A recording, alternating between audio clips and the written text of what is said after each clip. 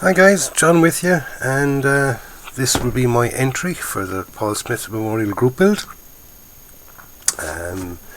It's the German super tank MAUS. Okay, it's from Dragon.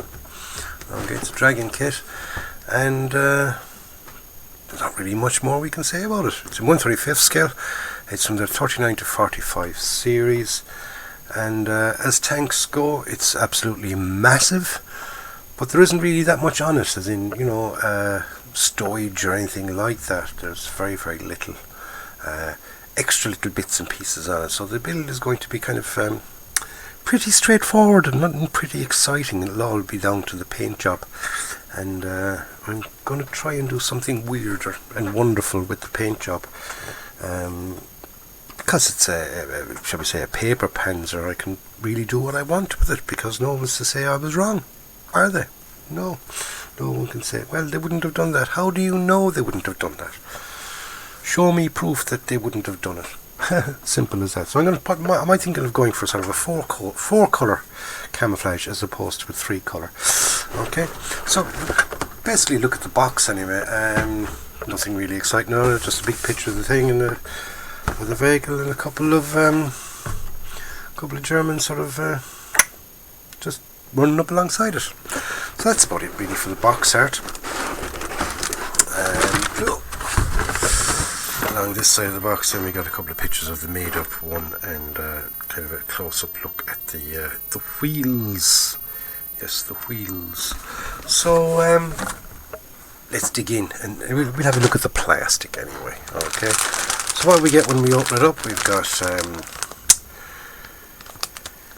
one big sprue.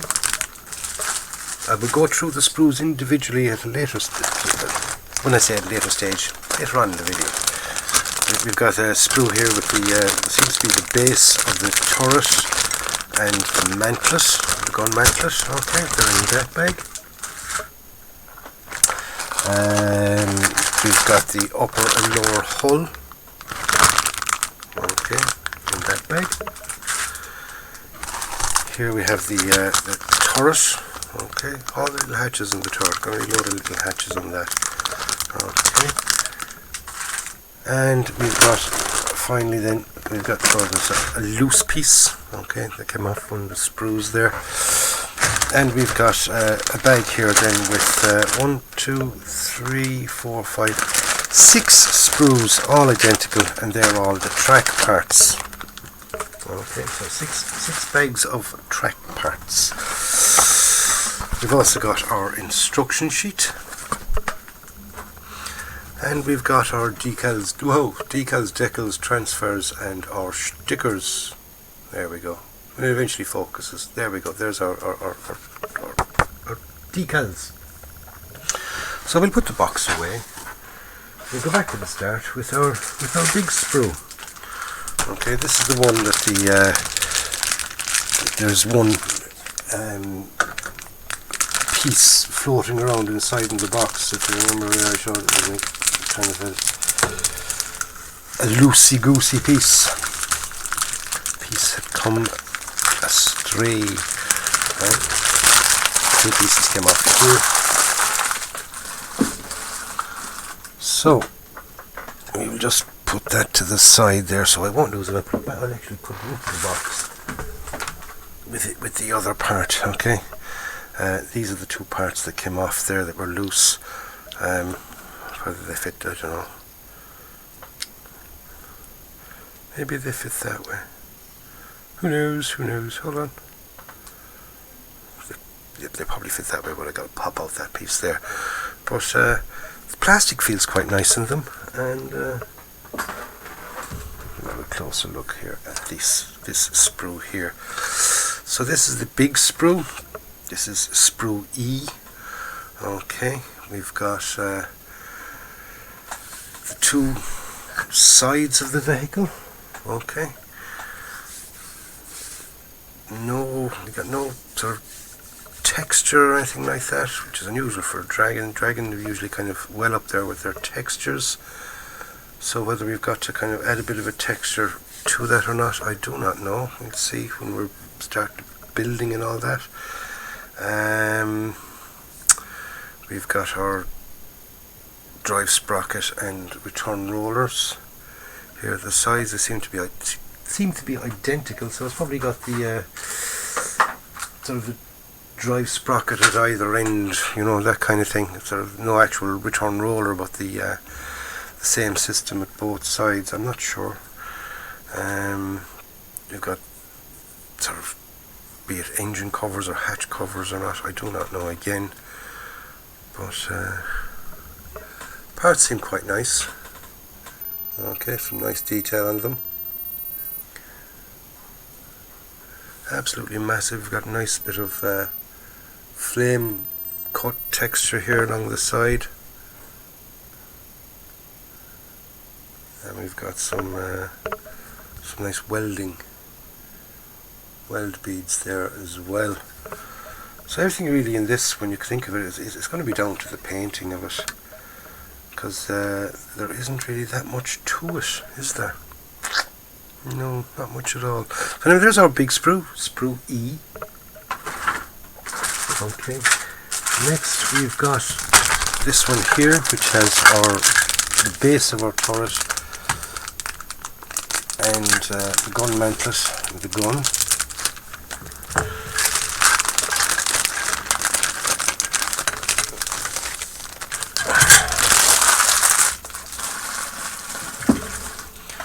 Okay, so there's the base of our turret.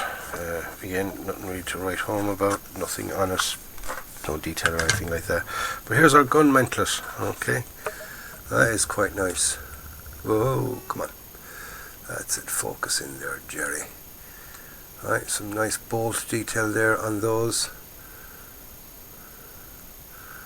Okay, and you can sort of pop the old shooty things in there. I think it's got a 12.8 or something, which would be a 128mm gun, and also 7.5, which would be a 75. So there's if these things were going to be built, yeah, 12.8 and a 7.5.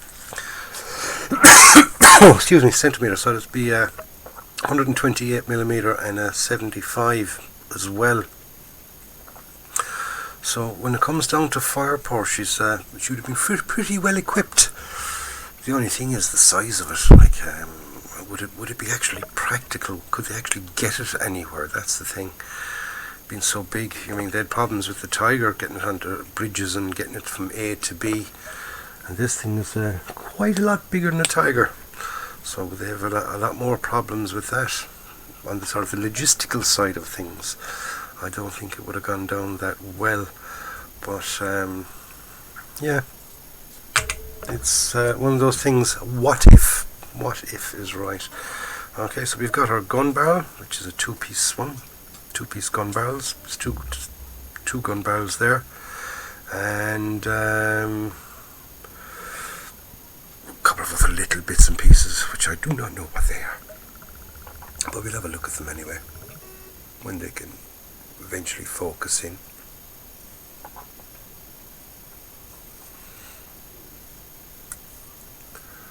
Okay.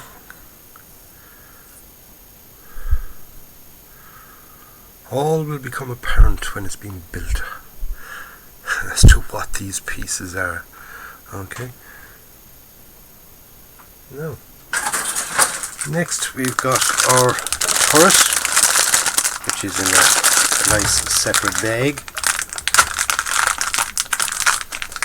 John being careful with the knife so he doesn't rip himself a new finger hole. Have to be careful with blades and things. Okay, so here we've got our turret. So we've got some nice weld detail there on the side of that. Okay, some nice big curved weld. Okay, pretty nice detail in there and that. Got the same sort of detail here. What these holes here are, I do not know. But let's see, does this show up on the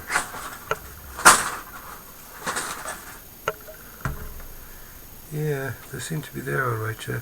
Do you know what I think they are? To be quite honest with you, I think they'd be sort of plug wells. Yep, I'd say that's what they are. They're plug wells. It's where basically a hole is drilled through, and they kind of fill it all up with weld, and it melts everything as it goes together, so you get a kind of an extra little hold onto that. So these are not only kind of fitted in like that, they're plug welded as well. Little bit of flash on this hatch cover here, be it a ventilation hatch or whatever, I do not know. A little bit of clean up to be done on that. And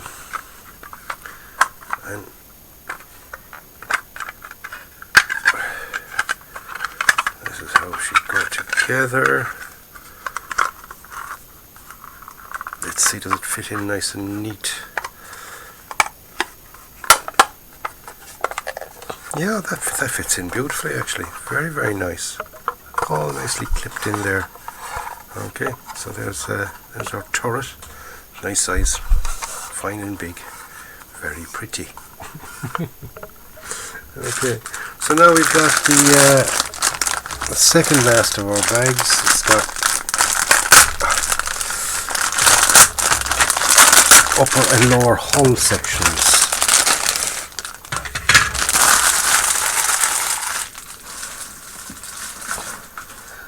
When I look at this, I'd say that the people in Dragon must have been rightly pissed off making this kit. Because Dragon, to me, they love their little... They love breaking everything down to loads and loads of little pieces. Now we've got a bit of a warp here, but we won't worry about that. It'll kind of, once it glues down, it'll solve all that problem. But Dragon love their little... these little handles and nicely shaped... bits and pieces, and lots of wasting time. But with this one, there's feck all for them to do, really. Just nice and deep there. Those panels. Okay, so they'll pick up a wash, really, really nice. Okay, it's a nice. There's not really much I can say about it because there isn't really much of it there to really talk about. You know, the weld beads are quite nice. These bolt detail is lovely on them as well. Those little hatches there, engine kind of hatches and things like that, they're all nice, all nicely done. Hinges and all that. They all seem to be pretty well moulded. Okay, so. And then we've got our lower hull. Again, same thing. Not really that much there that we can kind of sort of say talk about because there isn't really that much to it. But plastic is nice and solid. This piece definitely isn't warped. This piece seems to have a bit of a warp in it, as you can see there. But once everything kind of goes together, and the sides and the top and all that go on, that will probably get rid of all that. So again, not really worried too much about it because there's big sides to go onto it. And does that go that way or that way? I don't know. We'll find out when we're building. Okay, so finally then we've got that last bag with the 6 identical sprues inside in it. Okay, and these are the wheels, suspension and tracks. Okay, so these are our tracks. We'll take a close look at both sides of the track. Okay, seem to be in little groups of 3 with a couple of individual pieces, so that would be kind of interesting enough. Sort of similar to the link and length track type thing. Like I said, we've got a couple of links, individual ones, and then we've got these sections here. So we'll see in the construction how all that works out. And then we've got our road wheels.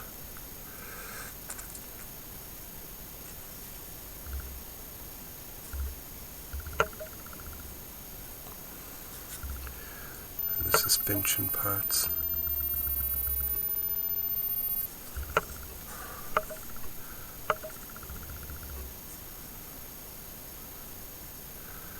Now we do have ejector pins there on the inside of the wheels, and a little bit of flash on them as well. These little sort of flashy things. So when it comes to it, it's not your typical dragon kit in the parts, also in the way it's kind of molded and all that. Dragon usually have a lot of these, the extra little pins on the side of them. And when you finish making your dragon kit, you end up with a little pile of little tiny little dotty pieces. Okay, so we've got our instructions left and our decals. So we look at the decals first. Even though we really had a kind of a quick look at them already. Our decals, we've got some. We seem to have just a set of numbers. Now, is there? It's like as if there's a film over this. I do not know. I don't want to take it off if it isn't there, but there we go. There's our decals. We just set of numbers, a couple of crosses there, and I presume these would be sort of kill things, and a couple of kill rings there for the barrel. So just again a pretty basic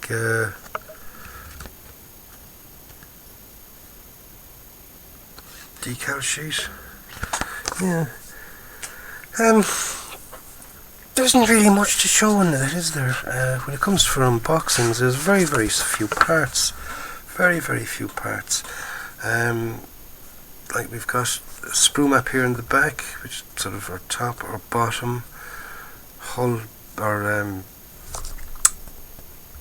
turret. We've got our 6 pieces here with the wheels and tracks, our bar parts, and then that big sprue then that has the sides and a few more bits and pieces on it. So when it comes to parts, it's very low part count. I must admit, very low part count on this altogether. The instructions are single sheet, pull out. I'm not a lover of that, but this is so small, as in the build side of it, there isn't really that much of it to go. Right, so start by, like everything else, start with the wheels, then putting on our wheels onto doing the little bogies. I suppose you call them individual bogies, yeah. So we've got all the individual bogies, they got to go on with the drive sprockets and the return rollers. Okay, or idler wheel, should I say, beg your pardon, not return roller, idler wheel, John. Idlers, then we're fitting the few parts on the roof of the roof of the hull roof. Okay, then we're putting the 2 pieces together. Okay, all our tracks and our track links and how they go together. Again, yeah, little kind of groups. That's the individual ones for around the circles, around the drive sprocket and the idler, and all those sections then with the sort of the tree, they go on the bottom and along the top, so there's no real sag or anything like that to worry about.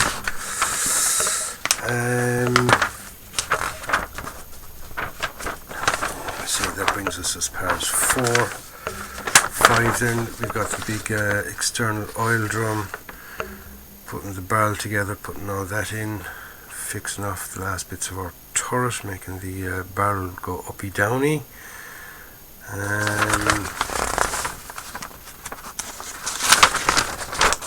Then putting on our two sides, popping on our turret, and that's basically it.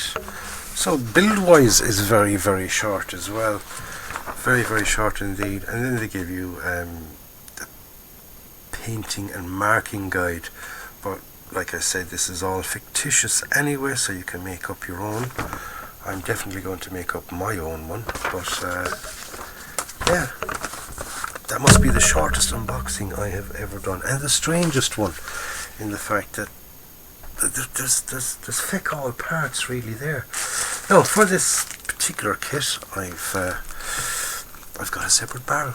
Yes, I've got a metal barrel.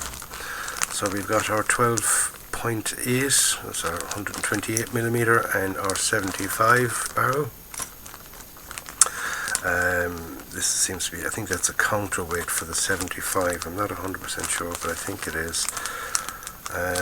Remember when I was looking through the parts there on the 75, it was in two pieces. One piece had a little kind of an extra little piece on top. But yeah, we got a metal barrel anyway for it. So that's basically it, lads.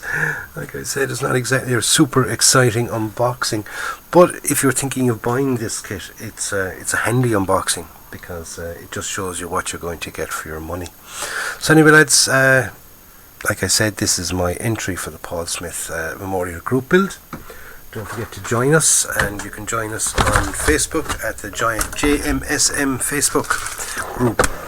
If you're not a member, get over there and stick your name in the hat, and we'll let you in, and you can join us, and you can join in with the group build. Like I said, it's already started. It's you got until the end of February to get it all nicely finished up and everything else.